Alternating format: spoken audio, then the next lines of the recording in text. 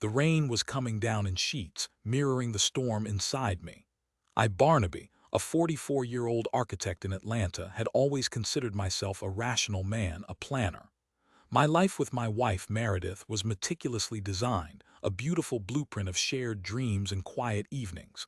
Or so I thought. It started subtly. Meredith, a vibrant art curator, began working later, attending more networking events. Her explanations were reasonable, her demeanor loving, but a nagging unease settled in my gut. I dismissed it as stress, a side effect of a demanding project at work.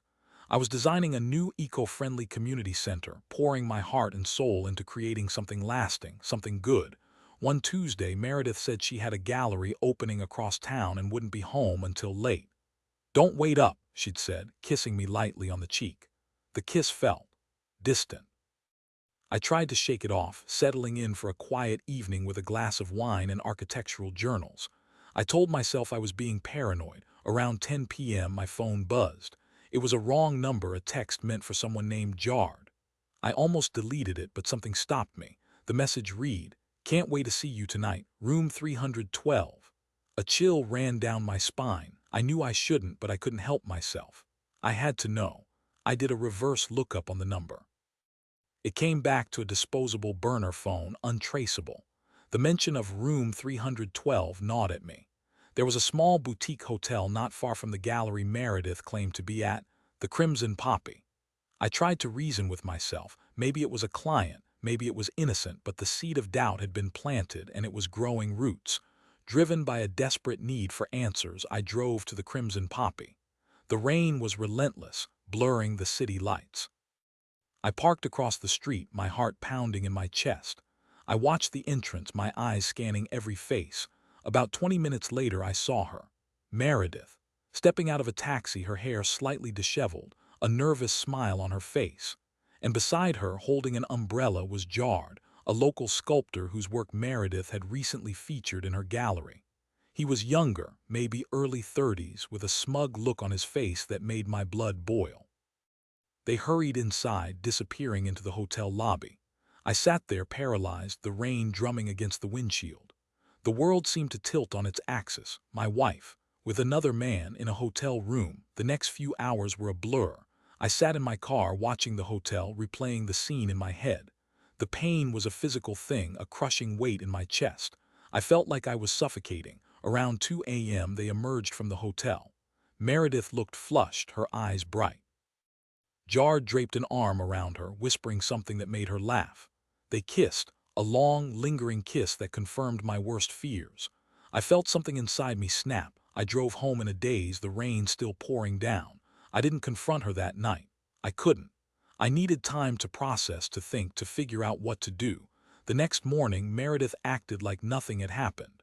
She made breakfast, chatted about the gallery opening, and kissed me goodbye before heading to work. The normalcy of it all was sickening. I spent the day in a fog, unable to focus on my work. The eco-community center felt meaningless, a hollow shell in the face of my shattered reality. I called my best friend Finn, a divorce lawyer.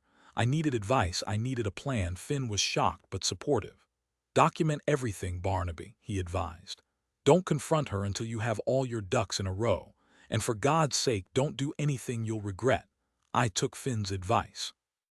I hired a private investigator, Isolde. She was discreet, professional, and thorough. Within a week, Isolde had compiled a detailed report, complete with photos and documented meetings. Meredith and Jard were having a full-blown affair. They met several times a week, always at the same hotel, always under the guise of business. The report also revealed something else, something even more disturbing. Jard wasn't just some charming sculptor, he was a con artist.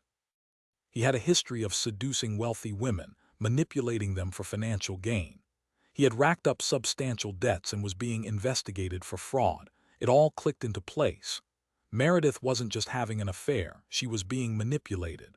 Jard was using her, preying on her vulnerability, her desire for attention, her ego. I decided to confront Meredith. I waited for her at home, the Pie's report clutched in my hand.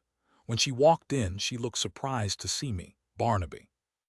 "What are you doing home so early?" she asked, her voice a little too bright. I held up the report. "I know everything, Meredith," I said, my voice trembling. "I know about Jard, about the hotel, about everything." Her face paled. She tried to deny it at first, but the evidence was overwhelming. She broke down, sobbing, begging for forgiveness. "It was a mistake, Barnaby," she cried. "I don't know what I was thinking. I was lonely, I felt neglected. He paid attention to me, he made me feel special." I felt a surge of anger, but also a flicker of pity. She was a fool, a naive woman who had fallen for a charlatan's lies. "Do you know who he really is, Meredith?" I asked, handing her the report. "He's a con artist. He's using you." She read the report, her eyes widening in horror. The realization washed over her, the truth hitting her like a ton of bricks. "Oh God," she whispered. "What have I done?" I told her I wanted a divorce. There was no going back, no salvaging what we had. The trust was broken, shattered beyond repair, but I also told her I would help her. I would expose Jard, not just for what he had done to me, but for what he was doing to other women. Together, Meredith and I went to the police. We provided them with the Pye's report along with Meredith's testimony. Jard was arrested and charged with fraud and extortion. The divorce was messy but swift.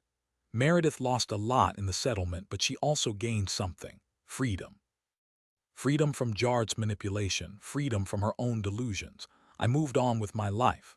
I threw myself into my work, designing the Eco-Community Center with renewed passion. I even started dating again, cautiously, tentatively. The scars of betrayal were still there, but they were slowly fading. Meredith eventually moved to another state, seeking a fresh start. We stayed in touch occasionally. She was working at a small art gallery, living a quiet life.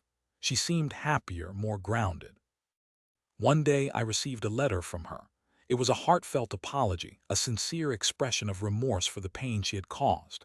She thanked me for helping her, for saving her from Jard's clutches. "You were always a good man, Barnaby," she wrote. "I didn't deserve you. I hope one day you can forgive me." I read the letter, a wave of emotions washing over me.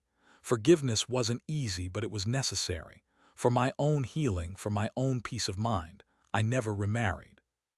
The experience with Meredith had made me wary, cautious. But I also learned something valuable, that even in the face of betrayal, it's possible to find strength, resilience, and ultimately a new beginning. The rain had stopped. The sun was shining, casting a golden glow over Atlanta. I looked out the window at the city skyline and smiled. Life goes on, even after the storms. You just have to learn how to weather them. And that, my friends, is the story of how my life was turned upside down and how I managed to pick up the pieces. A story of betrayal, deceit, and ultimately, a hard-won peace.